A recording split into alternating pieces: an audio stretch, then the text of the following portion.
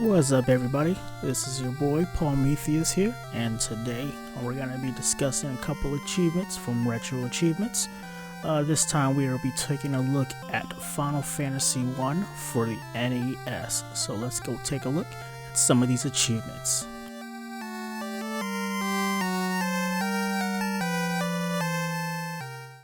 Now, these are just some of my opinions. We're just going to be taking a look at some of these achievements, how they are, how they flow, and if they're worth doing or not doing.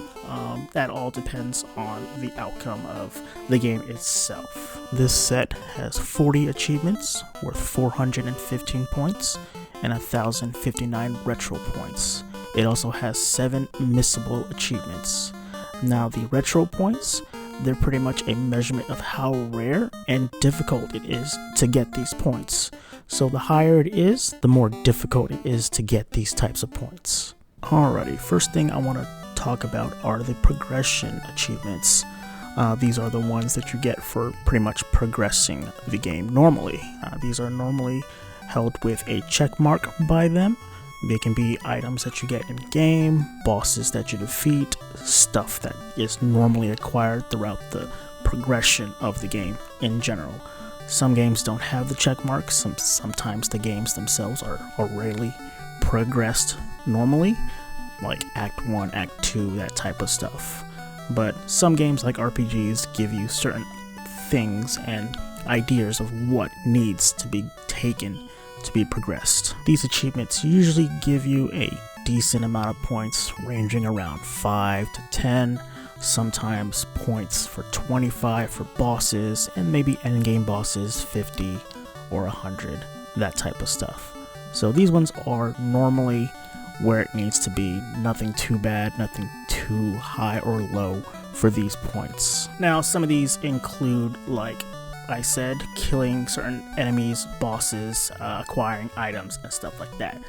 The 4 fiends, those are the normal ones. Getting stuff from the characters in game, Mystic Key, Crown, that type of stuff.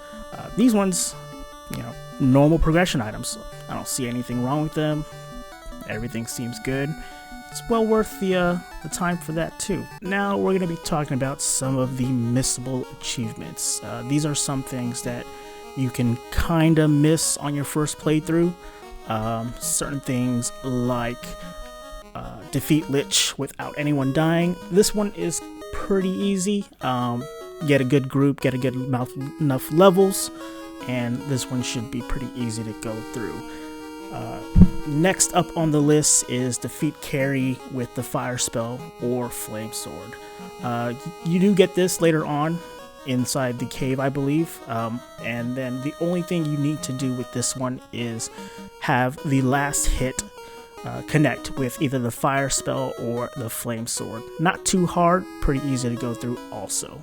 Next missable one is Kraken. Defeat Kraken with at least 8 turns or fewer. You can also use run as something to use instead of an action, which doesn't count toward the actual count. So for this one, I used pretty much a fast spell and then had my black belt do as much damage as he can in those 8 turns. So this one's a little bit harder, but not too bad also. Next one we have is Choking Hazard, which is defeat Tiamat in the floating castle with poison gas.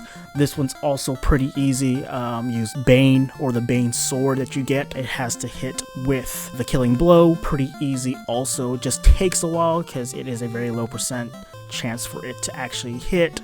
And then Tiamat, she will be dead and you will get that achievement. Not too bad. You should be high enough level and have enough healing to take on that achievement also. Now for these next 3 missable achievements, I was not able to get them, but knowing them, I will give you a hint on all of them. They are also a little bit harder to do. First one is win a battle on the Peninsula of Power before getting the ship itself. This one is pretty hard since you will be very low level pretty much coming out of it. The best thing I can think is grab a bunch of gold, get a bunch of items that you would need, power up, and then probably hit maybe a giant, maybe one Tyro on there also. Now, defeating chaos without changing classes, I think this one is a little bit harder, as you don't get a lot of items that will be able to be equipped with your characters, since they will not be evolved or, like it says, changed class. This one can be a lot more difficult for people, just because depending on what you use as your class settings or your party setup, this one does have its challenge, and it may take a couple playthroughs or a lot longer to actually do. The last one is Merchandise Madness. Defeat chaos without opening any optional treasure chests except for the tail if you would like. So this one, meaning you can't get any extra treasure chests, only the stuff needed to progress the game itself, as in the crown, oxyle, the herb, all that stuff that you need to progress the game. So anything that you can get from the stores, you can use. So this one's a little bit more harder, since you don't get like Excalibur, Tana, Masamune, those types of weapons also. So this one may be a little bit harder and can be combined with Don't Change, since you won't be grabbing a lot of extra chests, and a lot of the later on chests you can't really use because they don't fit your class anyways. So this one, I believe, will be probably the hardest one to do besides the not changing class one. Alright, a couple other achievements I want to take a look at. Puzzle Fantasy, complete the secret slider. That one's pretty easy. Another one is defeat chaos without healing yourself. People may think this is missable, but seeing as you're most likely saving before chaos, you can probably do 2 runs of chaos. One with just killing him and one with just actually not healing yourself. This one I thought was pretty easy with the levels and the character classes that I chose, so that one is pretty good to do also. Another one of the harder achievements I see here is the War Mech one. This one I saved for last just because of how much damage he can do to your party. So usually level up, get some good items, and he should be no problem. Another set of achievements I want to look at are the chest ones. These ones are pretty fun, since if you're going to open up chests and not do the Merchandise Madness one, this one is pretty easy and gives me pretty much good achievements to grab also, since it'll obtain like Masamune, open up all the chests in Fiends, of Mirage Tower, Floating Castle, stuff like that. These ones are fun, since if you're gonna do a playthrough with it, like I said, these ones are fine. These ones are totally accessible with this. All in all, these achievements are pretty much great. It is a good playthrough set. You can get a good amount of points from it just playing through the game. The missable achievements can be saved before the boss, pretty much before the dungeon itself, because that's how the game works.